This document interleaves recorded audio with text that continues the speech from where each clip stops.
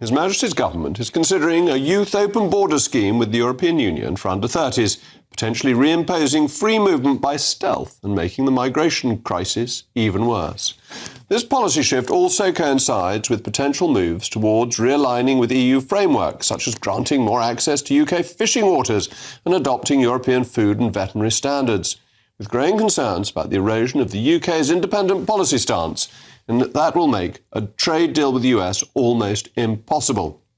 The Reverend Starmer, throughout his time serving under Jeremy Corbyn, advocated positively for a second Brexit vote until his political capital ran out. We've already voted, I think, 3 times as a party for a second referendum with a 3-line whip behind it. And so I can tell you today, an incoming Labour government will legislate for a referendum immediately on taking power and hold that referendum within 6 months. Labour must support all options remaining on the table, including campaigning for a public vote. That was our commitment.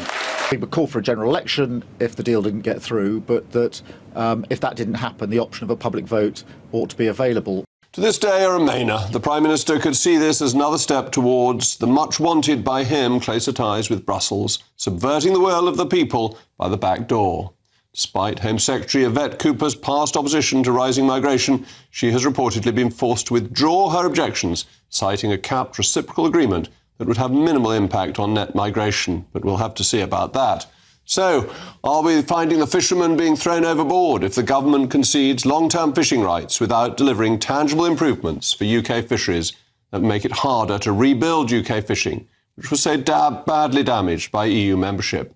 With the EU negotiators reportedly pushing for fixed quotas and long-term access, can the UK honestly claim it's taking back control? And at what cost? Is it right to take away food security and sovereignty for a seat at the EU's defence table? The truth is, they need us more than we need them. The UK is Europe's most important defence force with the best armaments industry. We're also ripped off by the EU in trade terms.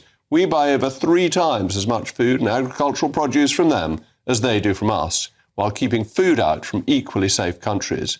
We must not return to the EU by underhand means, and the Conservatives must promise, as a matter of priority, that they would cancel any such deal.